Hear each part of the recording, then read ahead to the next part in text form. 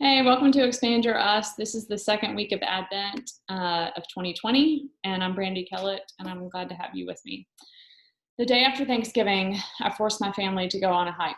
The kids mostly indulge my need to immerse us in nature and feel the good family vibes, even though they clearly would have chosen a different activity to find restoration. Our youngest child is in a hovering stage, constantly near me, touching, holding, talking, asking. It feels like a lot.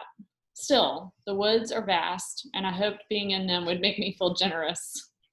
Soon she tired, though, which led to whining, followed quickly by arm jerking, and finally, a seated protest. I pulled my arm free and kept walking. Finding herself abandoned, she decided to run ahead again. I reassured her that there was a bench at the top of the hill beside the trail, and if she hustled, she could enjoy a nice long rest. She skipped ahead and soon perched happily on the bench. As I passed by, she grabbed my hand and asked me to sit. I told her I didn't need a rest, that I wanted to hike. But I want you to be with me. Sit with me. Friends, I'm ashamed to admit I recoiled. She wanted me, and I could not give me. My daughter didn't want her way. She wanted her mom to sit and be there, fully present. Understanding exactly what she needed, I knew instinctively that is the one thing I could not give. For months, I've cooked and baked. I've watched movies and played games. I've helped with homework, reviewed sight words, created 5 office spaces in our home, and constantly asked who needs what. The week of Thanksgiving, I didn't leave the house for 7 days, but was physically present, making memories right and left, sort of. The truth is that I have gotten good at being there without really being there. Without meaning to, my daughter called my bluff. When asked to sit and be fully with her, I could not do it. In fact, I physically winced, shaking her hand off and quickly walking away. Since COVID infected our city, abruptly changing our patterns, I've noticed some problems in me. Perhaps it's teaching and socializing so often on Zoom. Maybe it's because of the blurred lines between work and play, rest and action, home and the gym and worship and the office and school, all in the same space. Whatever the cause, I have started glitching. It feels like the screen of my soul is torn or frozen in time, interrupted.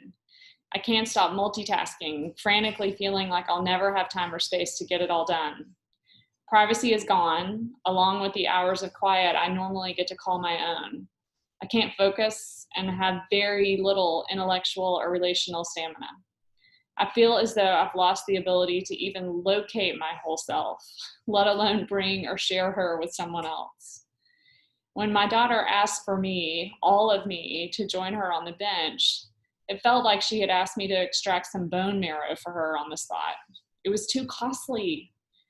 During COVID, I've gone through the motions of relating to others in order to protect my core, only to realize that I now no longer can locate said core, and instead must settle for occasionally available slivers of it.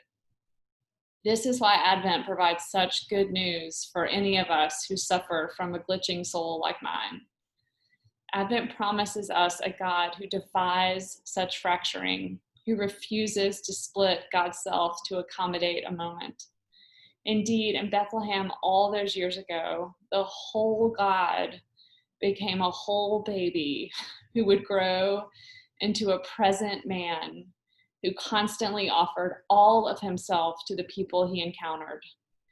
Advent is not just about a baby, but about celebrating a God who came and stayed near, offering everything to those around him.